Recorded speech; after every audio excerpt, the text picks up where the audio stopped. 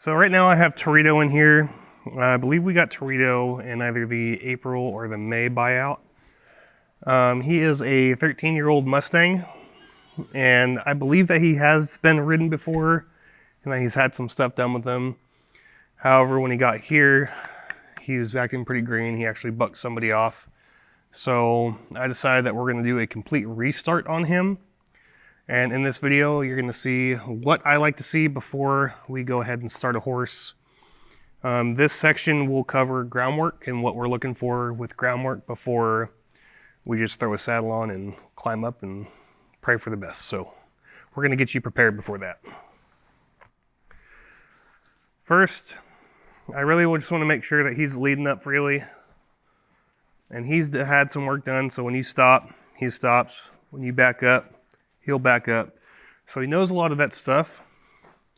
So we know the hole isn't there. From there, I might work on sending around. And I'm going to start off with as light as pressure as possible to get him going.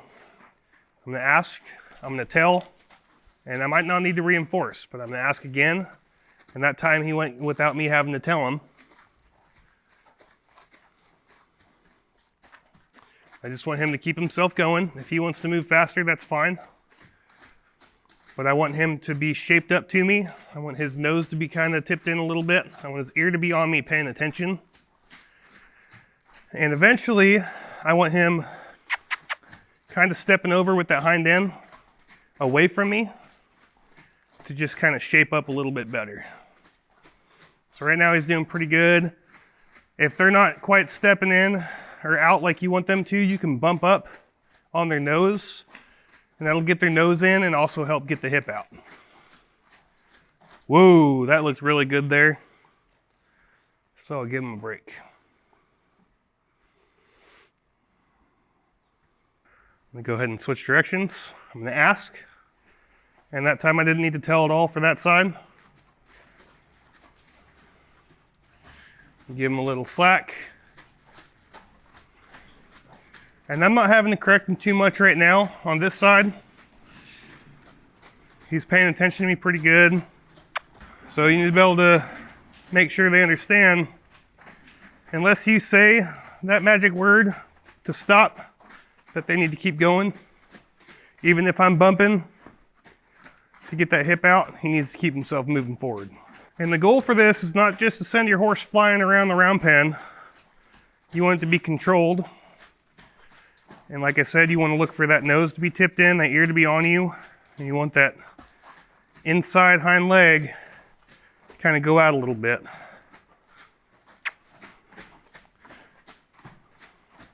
Whoa. And it's important not to drill on this stuff. If you get a couple steps in the right direction, call that good. Don't just sit there and continue to run the horse around and keep bumping on his face. If he makes a step, call it good. Go back, work on it again tomorrow. And the brakes are really important. You want to make sure that you give them brakes before you just go into something else. That way they can kind of distinguish between the different things that you want to do with them. I also want to work on getting him to lower his head. I'll have a little bit of pressure here on the bottom and a little bit of pressure up here on the top on his pole. And I'll just apply a little bit of pressure. I might build up a little bit. And if he gives me a slight change, I'll release it. He doesn't necessarily have to drop his head down to his knees on the first try. He just has to try to figure it out. He's got to try to figure out what this pressure means. And if he wants to tip his nose down just a slight eighth of an inch, it doesn't matter.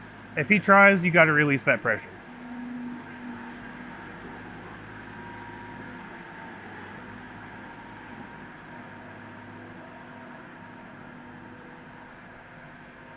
And I might give him a bigger break on that. Just sit here and pet him, give him some encouragement.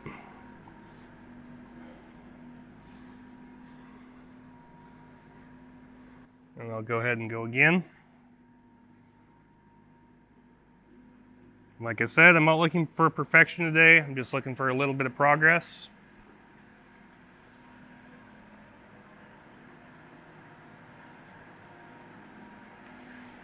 And I'm gonna call that good for him on that today. Like I said, you do not want to drill, you just want to make baby steps towards what you're looking for. And if you give nice good breaks on stuff like that when they're giving you tries, when you come back out tomorrow and do it again, they'll be even better.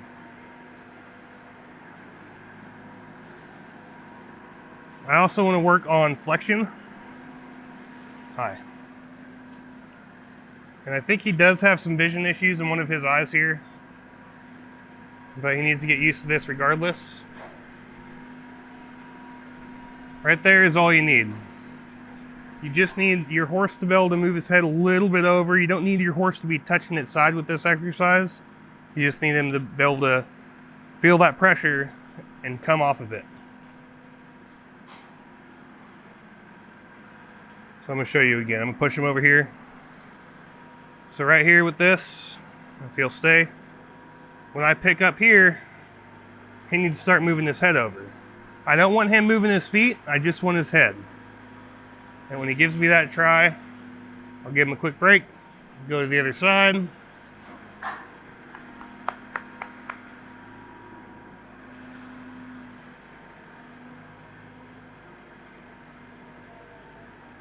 Like I said, I don't want him moving his feet, so I might stick with him a little bit right here until he quits moving his feet.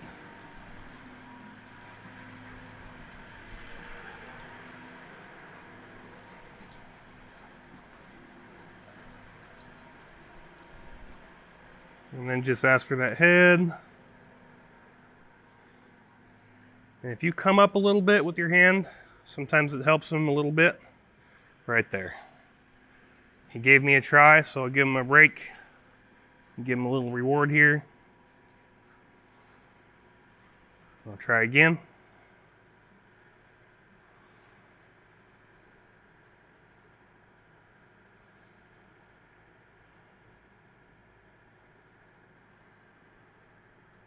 Good boy. There you go.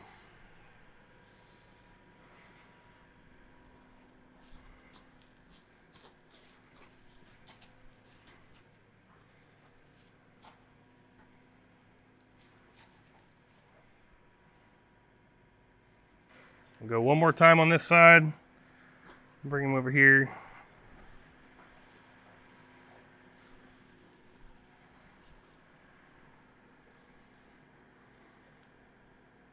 Good boy.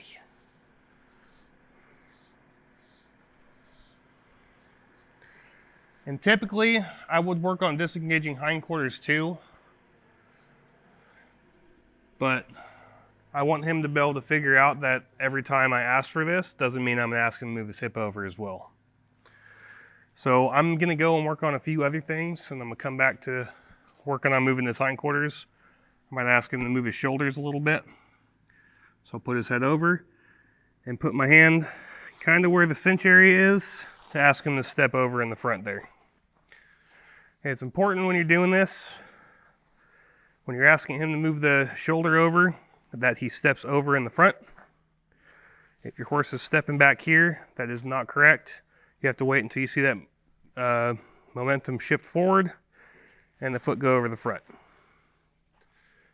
He did really good on that side, so I'm not going to do any more on that side. I'll ask him to flex over here.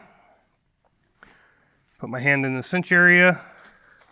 Get him to step over.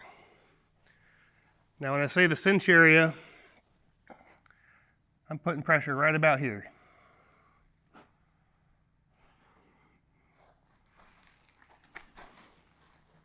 And it doesn't always take much. You always want to start off with as little pressure as possible and build yourself up if you need it. I'm going to work on an exercise called changing directions or switching eyes with horses. I feel like I say this a lot, but what they see out of one eye does not transfer over to the other eye. So it does not transfer in their brain what they're seeing out of this side and out of this side. You actually have to show them the things out of both sides in order for them to pick it up. Whoa, what was that? So with this exercise, you're going to get the lead rope. We got a 25-foot lead rope here today. You can use a 16-footer, maybe even a 12-footer. But the longer it is, the more you could help your horse out. Just want to flip that around his butt.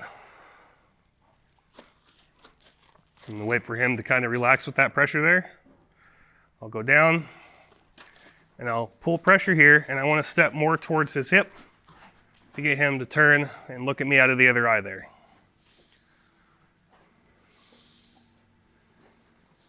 It's really important too. Don't drag your lead rope on the ground. If he's coming towards you, take that slack out of there.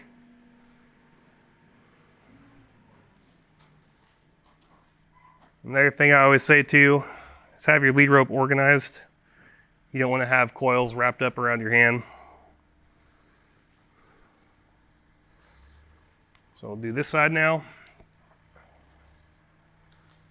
And if he wants to move around a little bit, that's fine.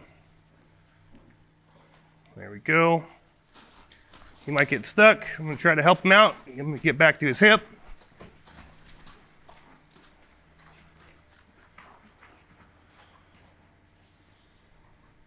I'm going to give him a minute to think about that, and I'm going to do that side again.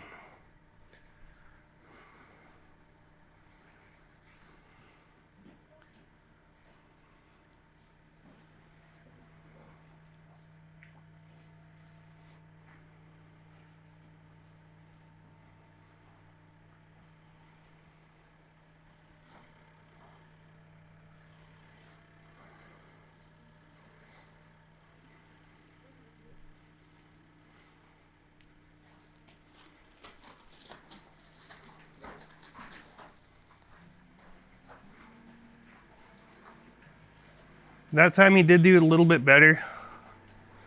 He didn't get stuck as much, so I'm going to end that for him.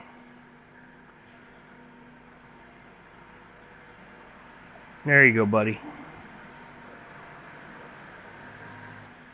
So now that we've done that, I'm going to go ahead and go back to disengaging the hindquarters. We call it also the emergency brake, or it sets you up for the one rein stop if you're in the saddle. It is very important to have this on your horse, so if your horse takes off, you can get it back. So I'm going to go right back here to Flexion. I do not want him to anticipate, so if he's moving his feet, I'm going to wait. There he goes. Put pressure right here where the back cinch would go and get him to step over.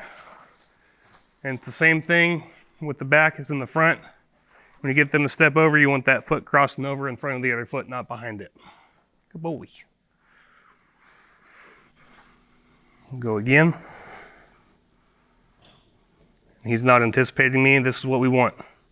If I would have went straight into it, he might be anticipating me a little bit when I asked for this flexion. But now he knows how to distinguish between the two. Good boy.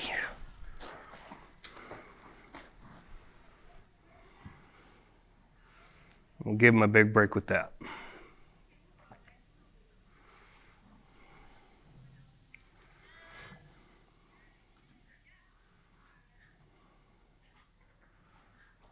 All right, now for the other side, wait a minute, hold on.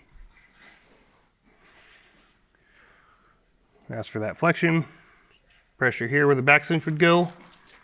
I'm gonna hold it until he steps over in front, and then I'll release.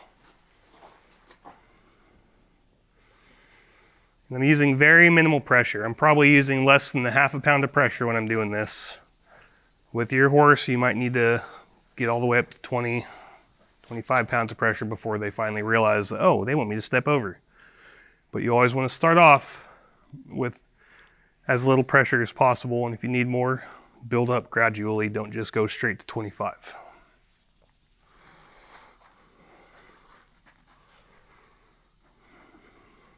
Good boy.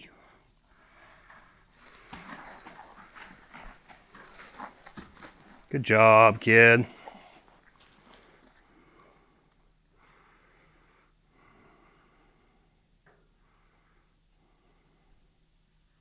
That is pretty much everything that I want to see with groundwork before getting ready to start my horse.